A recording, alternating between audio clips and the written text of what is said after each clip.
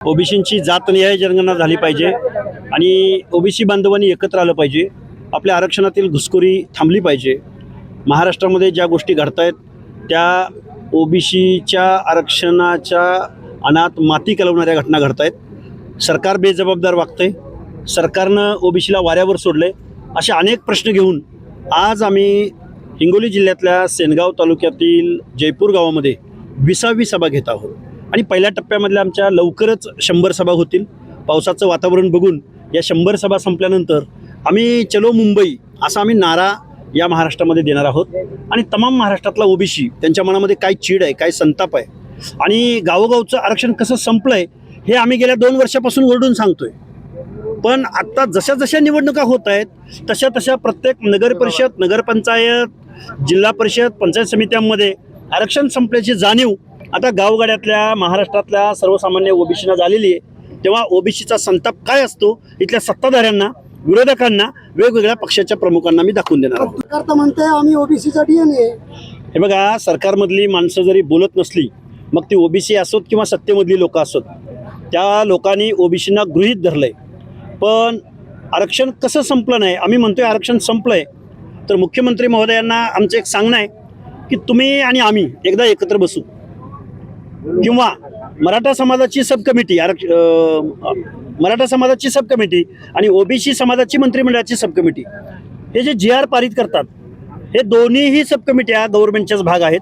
दोघांना एकत्र बसूया आणि आरक्षण, आम्ही म्हणतोय आरक्षण संपलंय, आम्ही आमची बाजू मांडू आणि मराठा समाजाच्या सब कमिटीने सांगावं कसं आरक्षण संपलं नाही ते.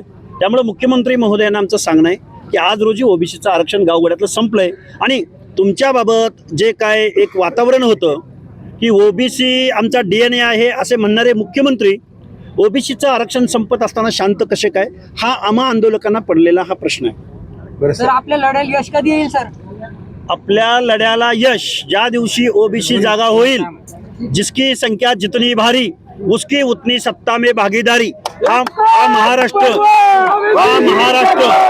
जो दाखवला जातो तो महाराष्ट्र नसून हा महाराष्ट्र 18 पगड जातींचा आहे, छत्रपती शिवरायांच्या रयतेचा आहे, फुले शाहू आंबेडकरांच्या समतेच्या विचारांचा आहे. हे जोपर्यंत आत्मभान ओबीसींना येणार नाही तोपर्यंत महाराष्ट्राच्या बोडक्यावरती हे कारखानदार राज्य करत राहणार आहेत. सत्ता कोणाचीही येवो हे नेहमी सत्तेमध्ये असणार आहेत. तेव्हा आमचं ओबीसींना आव्हान असेल की बाबा हो, एकत्र या. आपलं आरक्षण जात असताना ही लोक बघ्याची भूमिका घेत आहेत. आपल्याला त्यांनी वाऱ्यावर सोडले. पण या लोकांनाही आमचं आव्हान असेल की तुमच्या आमदारकीचा, खासदारकीचा, सत्तेचा मार्ग हा आमच्या ओबीसींच्या वाड्या वस्त्यावरनं जातो आणि तुम्ही जर असं आम्हाला बेदखल करणार असाल तर आम्ही तुम्हाला पराभूत करू. आज पंचायत समित्यांमधलं आरक्षण संपलंय, जिल्हा परिषदामधलं संपलंय, वेगवेगळ्या नगरपालिका, नगरपरिषदा, महानगरपालिकांमधलं आरक्षण संपलंय. आणि कसं संपलंय हा जर आमचा दावा कोणाला खोडायचा असेल मुख्यमंत्री महोदय तर पुढे या. तुमच्या कुठल्याही मंत्र्याला आमच्या समोर पाठवा. आम्ही म्हणतोय आरक्षण संपलंय, 70% आरक्षण संपलंय. यात जर काही चूक असेल तर सरकारनं पुढे यावं आणि आम्हाला सांगावं कसं संपलं नाही ते. बरं सर, वेगळा प्रश्न आहे. तुमच्या जिल्ह्यामध्ये रोहित पवार उपोषणाला बसले आहेत पंढरपूरला, शेतकऱ्यांचे प्रश्नावरती बसले. त्यांचं म्हणणं आहे की आता अन्नत्याग आंदोलन ते करतायत. हे म्हणणं आहे की सर्वांनी या सहकार्य करायला राज्यभरात त्यांनी आवाहन केले. नाही, हे बघा रोहित पवार हे विसरलेले आहेत की आपण पवार कुटुंबियामधले आहोत. महाराष्ट्रामध्ये गेल्या 40-50 वर्षामध्ये किंवा काही पवारांचं राजकारण जेव्हापासून आहे तेव्हापासून महाराष्ट्राच्या शेतकऱ्याच्या या अवनतीला कोण जबाबदार आहे? पवारच जबाबदार आहेत. एखाद्या शेतकऱ्याचं पोरगं येऊन जर तिथं उपोषणाला बसलं असतं तर हा लक्ष्मण हाके तिथं पहिल्यांदा गेला असता. पण ज्या लोकांनी, ज्या पवार कुटुंबियानं इथला शेतकरी देशोधडीला लावला त्याच्याच नातवानं, त्यांच्याच वारसानं काय माहिती आहे का रोहित दादा, एक तर तुम्ही सत्ताधाऱ्याच्या बाजूने बोला किंवा विरोधकांच्या बाजूने बोला. एकाच वेळी तुमच्यावर ईडी CBIची नोटीस आली की अर्ध कुटुंब हे सत्ताधाऱ्याबरोबर असतं आणि शेतकऱ्यांच्या म्हणजे विरोधकांची सत्ताधाऱ्याची भूमिका एकदा बजावता येत नाही. तुम्हाला बाहेर पडावं लागेल, शेतकऱ्यांच्या प्रश्नावरती लढावं लागेल आणि पवार कुटुंबियावरती मला नाही वाटत की इथला सर्वसामान्य माणूस, शेतकरी त्यांच्यावर विश्वास ठेवेल. महामार्ग जो आहे तो वाड्या वस्त्यातून जातो, सरकारला हे समजत नाही. तुम्हाला काय वाटतं? सरकारला समजतंय पण गुंग्याचं सोंग त्यांनी घेतलंय. त्याचं कारण असं आहे की आम्ही ओबीसी मूक आहोत, शांत आहोत, गावकुसाला शारीरिक श्रमाची कामं करणार आहोत, डिप्रेस्ड आहोत.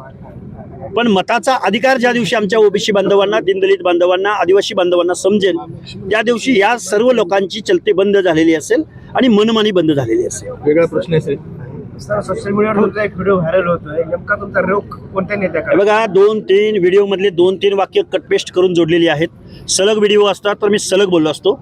आणि ओबीसीच्या आरक्षणासंदर्भात, भूमिकेसंदर्भात आम्ही जाहीर बोलणारे कार्यकर्ते आहोत. नवनाथाबा वाघमारे असतील किंवा आमचे सगळे सहकारी असतील, आम्ही डायरेक्ट डायसवर बोलतोय, माईकवर बोलतोय, प्रेस मीडियासमोर बोलतोय. त्यामुळे आम्ही कुठंतरी खाजगीत बोललेलं तेही कटपेस्ट करून आम्हा ओबीसीमध्ये फूट पाडण्याचा हा प्रयत्न आहे. वरिष्ठांच्या मनामध्ये आमच्याबद्दल एक कलुषित भावना निर्माण करण्याचा हा प्रयत्न आहे. पण आम्ही आमच्या बापाला बाप म्हणत आहोत. आम्ही कधीच बापाला बाप म्हणणं कधीच सोडणार नाही. आणि आमचं जरी काही भांडण असेल तर ते आमचं 4 भिंतीच्या आतलं होतं.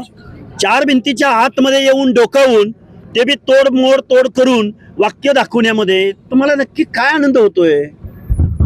ही भावना आहे त्या व्हिडिओ मागची. मराठा आंदोलकाची तर आत्मा सरकार त्यांना 10 लाखाची मदत करते, मात्र ओबीसी बांधवांना मदत दिली जात नाही.